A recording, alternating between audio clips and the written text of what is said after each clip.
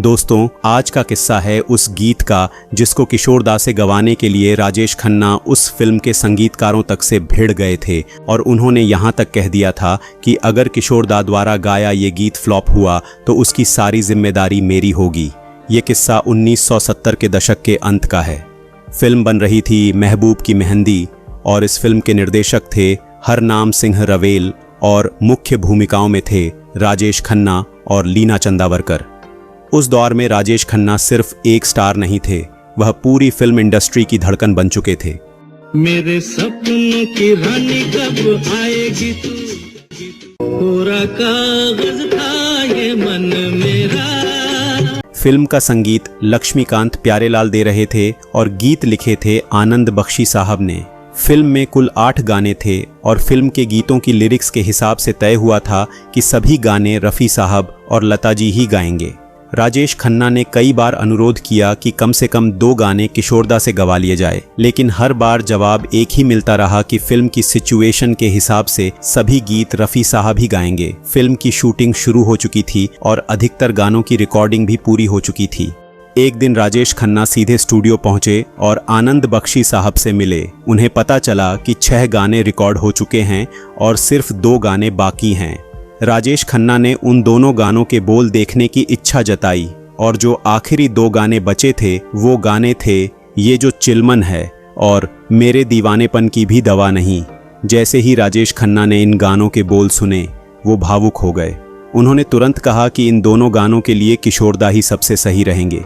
आनंद बख्शी मुस्कुराए और बोले, आप पहले लक्ष्मीकांत प्यारेलाल जी से बात करिए, उनके बिना कुछ नहीं हो सकता। जब लक्ष्मीकांत प्यारेलाल स्टूडियो पहुंचे और उन्होंने राजेश खन्ना को वहां देखा तो थोड़े हैरान हुए। राजेश खन्ना ने बिना किसी भूमिका के सीधे मुद्दे पर आते हुए कहा कि वो इन दोनों गानों के लिए किशोर दा को लेना चाहते हैं। जवाब में लक्ष्मीकांत जी ने कहा कि फिल्म की कहानी और गाने की सिचुएशन रफ़ी साहब की आवाज़ की मांग करती है और ये जो चिलमन है गाने की रिकॉर्डिंग के लिए रफ़ी साहब को डेट भी दे दी है। लक्ष्मीकांत जी ने सवाल किया, क्या आप चाहते हैं कि मैं अब रफ़ी साहब को मना कर दूं? राजेश खन्ना कुछ पल चुप रहे, फिर बोले कि ठीक है, ये जो चिलमन है रफ़ी साहब को ही गाने दो, लेकिन मेरे दीवानेपन की भी दवा नहीं, किशोर दा को ही गाने दीजिए। लक्ष्मीकांत जी ने साफ कहा कि ये गाना किशोर दा की आवाज़ के लिए ठीक नहीं है। तभी राजेश खन्ना ने वो बात कही जो इस पूरी कहानी का सबसे बड़ा मोड़ बन गई। उन्होंने कहा कि अगर किशोर दा के गाए इस गाने से फिल्म फ्लॉप होती है तो उसकी पूरी जिम्मेदारी वो खुद लेंगे। मामला बिगड़ता देख प्यारेलाल जी और आनंद बख्शी साहब बीच में आए और आखिरकार तय हुआ कि मेरे दीवानेपन की भी दवा नहीं, किशोर दा ही गाएंगे। किशोर दा स्टूडियो पहुंचे और 2-3 बार रिहर्सल की और फिर एक ही टेक में पूरा गाना रिकॉर्ड कर दिया। मेरे दीवानेपन की भी दवा नहीं। रिकॉर्डिंग खत्म होते ही वो चुपचाप स्टूडियो से बाहर निकल गए।